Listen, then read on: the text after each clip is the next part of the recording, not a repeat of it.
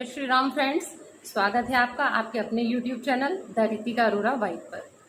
Friends, जब ईश्वर पे अति विश्वास हो जाए, अंधविश्वास हो जाए, तो कैसे ईश्वर हमारी सुनते हैं, इस छोटे से दृष्टांत से हम समझेंगे।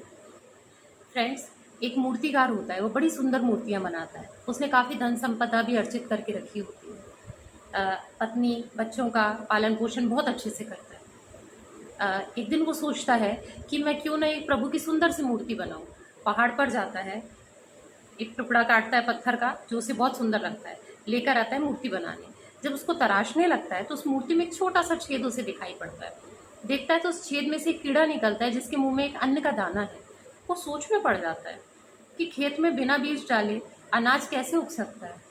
ऐसे इस पत्थर के अंदर बिना अनाज डाले हुए इस कीड़े को कैसे प्राप्त हो गया, अन्न कैसे प्राप्त हो गया। उसे वो कहावत याद आ जाती है कि जब ईश्वर ने चोंच दी है तो दाना भी वही देगा। सोचता है मैं भी आज से यही करूँगा, मैं अभी कोई काम नहीं करूँगा, मैं आज भगवान के साथ शर्त लगाता हूँ, जब तक वो छप्पड़ फाड़ कर नहीं देगा तब तक मैं कुछ नहीं करूँगा। अब यहाँ हम बात कर्म की नहीं कर रहे, हम यहाँ बात अंधविश्वास की कर रहे हैं। किस पर अंधविश्वास? प्रभु पर, जो होना बहुत ज़रूरी है। वो घर चला जाता है, पत्नी को अपना फैसला बताता है। पत्नी डर जाती है, कहती है ऐसा कभी नहीं होने वाला। कहता है नहीं, प्रभु जब देगा छप्पड़ फाड़ के ही देगा। ऐसे करते करते बहुत दिन निकल जाते हैं, बहुत ज़्यादा दिन निकल जाते हैं।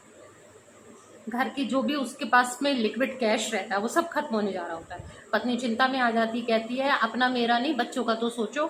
कहता है ईश्वर छप्पड़ फाड़ के देगा, तुम देख लेना, मेरे प्रभु झूठे नहीं हो सकते। जब उस कीड़े को पत्थर के अंदर वो अनाज का दाना दे सकते हैं, उसके खाने की व्यवस्था कर सकते हैं, तो मेरी क्यों नहीं कर सकते। दिन निकल जाते हैं, पूरा कैश खत्म हो जाता है। अब चिंता थोड़ी थोड़ी उसे भी होने लगती है, पर एक विश्वास रहता है अंदर कि नहीं, प्रभु मेरी सुनेंगे। पुराना समय था, वो एक दिन शौच के लिए खेत में जाता है। देखता है तो उसको पास में कुछ चमकदार सा दिखता है। जैसे उस पर से मिट्टी हटाता है तो वहाँ काफ़ी सारे सोने के सिक्के एक संदूक में रखे रहते हैं। कहता है प्रभु दिया भी तो मुझे ऐसी जगह पे दिया, इसको तो बिल्कुल घर नहीं लेकर जाऊंगा। जब तक तू छप्पड़ फाड़ के नहीं देगा ना, तब तक मैं नहीं मानूंगा। घर चला जाता है। उसके पीछे चोर लगे हुए रहते हैं, क्योंकि लोगों को पता रहता है उसके पास बहुत सारी धन संपदा है।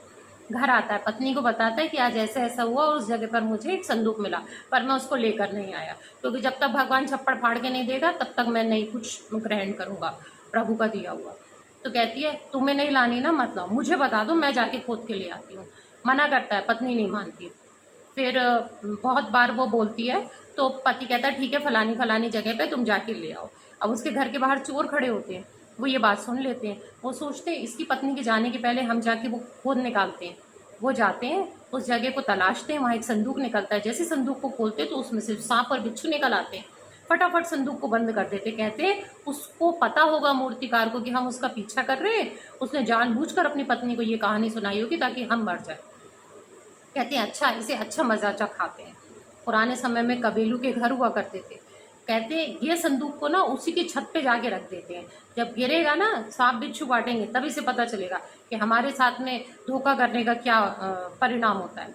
वो जाते हैं और वो भारी सा संदूक उसके छप्पर पर जाकर रख देते हैं, और वो छप्पर वजन के कारण टूट जाता है, और वो छप्पर फाड़ कर उस संदूक में से सोने चांदी मोती नीचे गिर जाते हैं, और वो पति पत्नी आकाश की ओर देखने लगते हैं।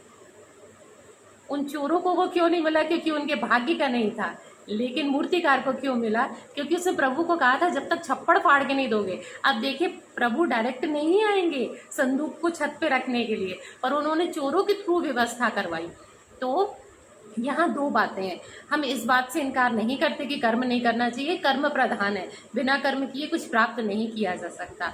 पर जब हमें कर्म करते हुए भी फल ना मिले, तो कर्म के साथ साथ प्रभु पर इतना अटूट, इतना अंधविश्वास करना चाहिए। यहाँ मैं इसे अंधविश्वास इसलिए कह रही हूँ क्योंकि विश्वास काफ़ी नहीं है प्रभु के लिए। प्रभु पे आंख बंद करके विश्वास कर दो, इतने मतलब इतने अंधे हो जाओ कि हमारी जो लाठी है वो प्रभु है।